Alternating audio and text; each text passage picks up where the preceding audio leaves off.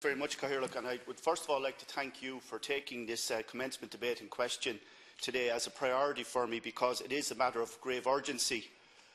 No town should have to endure or suffer what I can only say was terrifying scenes that were visited upon the main street of Portlaoise on Thursday last, Minister.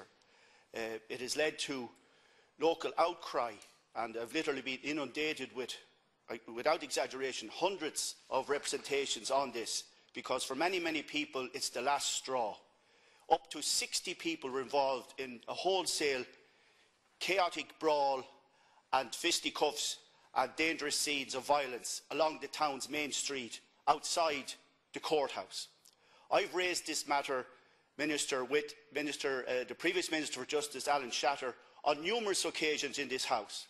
And I've been told that in the first instance there was a question of money, in the second instance there was a question of finding a suitable site. In this day and age, the main street of any town is not a suitable location for a courthouse that's operating on a daily basis, since all the other smaller courts around the county were closed due to rationalisation, and are now all centralised in Portlaoise. What we have now is a fracas which reached a new low, and this is not a new phenomenon. It's a daily occurrence, to the point whereby the people of Portlaoise, senior citizens, shoppers, people going about their business, local students, people, mothers and parents with buggies, cannot now go up and down the main street safely due to antisocial behaviour, and all I can say is like gurriers and gougers hanging around in large groups, and the whole thing is chaotic. And it's gone to the point now where it's no longer safe in broad daylight to go up and down the main street of Portlaoise, and it's pointless to talk about the revival of the town centre, the revival of the businesses, and relocating the county library onto Main Street, which the local authority plan to do, and I welcome, but that is a pointless exercise while the courthouse remains at the heart of the town, at the hub of what should be the town's social and shopping centre.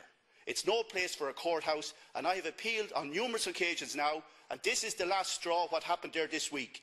And I don't want to, exaggerate the dangers, Minister. However, what will it require to happen? Will someone have to be seriously injured or worse? And we unfortunately saw the tragic events that unfolded elsewhere in the country yesterday. And what I'm saying is, we are on the cusp of some terrible tragedy like this in Portlaoise, where the local papers now have splashed headlines saying mayhem on Main Street. Now that's not acceptable. How can you run a town, how can you do business or go about your business in that type of a scenario? The Gardaí wanted moved, the prison officers wanted moved, and the local businesses wanted moved, and everyone in the community now knows that the Main Street of Portlaoise is no suitable, safe place for a courthouse. And I'm saying that the town has been promised for decades, a new Garda station, which is long overdue. The Gardaí are working in substandard conditions in the Portlaoise Garda station. We were promised a new Garda station for the last 20 and 30 years. And I'm saying the solution is in our own hands. We must relocate the courthouse and co-locate it with the new Garda station. And as a matter of urgency, the OPW and the Department of Justice must now expedite this matter, and so as that the new Garda station can be built on a suitable site and co-located with a modern courthouse off the main street. Thanks, Minister. Thank you, Senator, and I certainly can hear exactly what you're saying. I can hear the passion that you're saying it with it and how deeply you hold this, you take this issue. Can I first, on behalf of the Minister of Justice, Frances Fitzgerald, apologise that she couldn't be here in the House today, so I'm taking the commencement debate for her this morning. As the Senator will appreciate, under the provision of the Court Services Act 1998, management of the courts is a responsibility of the Court Service. Furthermore, Section 4(3) of the 1998 Act provides that the Court Services is independent in its functions, including in regard to the provision, maintenance and management of court buildings.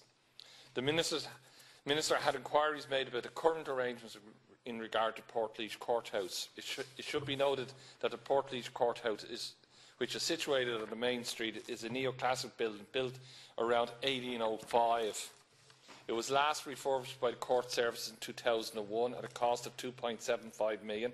More recently, in 2010, minor works were carried out to relocate staff to the former grand jury room in the building. The Court Service would not agree that the courthouse building is unsafe. There is a limited scope for development within the existing building and site. The The location of the courthouse is in the centre of the town and also poses issues in relation to access and security, which I think you've outlined extremely well there, Senator. It is proposed, therefore, as part of the court services refurbishment programme to provide a courthouse on an alternative site. In 2007, the Court Service, in cooperation with the OPW, began a search for an appropriate alternative site in the town for a new courthouse development. A number of potential sites were considered during 2007 and 2008. However, no site was acquired at that time. Since 2008, the Court Service, in common with all other public service organisations, have been operating in a difficult and challenging economic environment. Despite limited funding available, the Court Services have continued its search for a new site for a courthouse. The OPW are actively looking for an appropriate site, but as yet no suitable site has become available. In the absence of a suitable site, it is not possible to bring forward specific proposals for the replacement of the Portlaoise Courthouse. As the Centre will appreciate, the availability of suitable sites and available funding will dictate the timeline for provision of a new courthouse. In the meantime, the Court Services is aware of the ongoing disquiet and the appropriateness of the location of the courthouse in Portlaoise and in the cell facilities it currently contains. The Court Services work closely with Garda Síochána and the Prison Service in relation to the best management of court days in the town. In addition, the Court Services have included a provision for additional holding cells in its programme for works for 2015. Consultation has taken place and the OPW is now progressing that matter.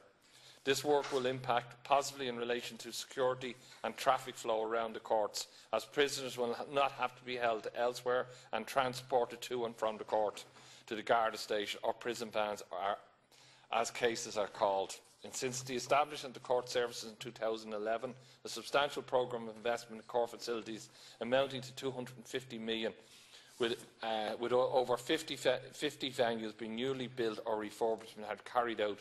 Many others are substantially upgraded. The level of investment has enabled the services to greatly improve the standard of accommodation, including facilities for people with disabilities, jury facilities, customer cells, consultation rooms. There is also an ongoing programme of investment in technology in the court venues.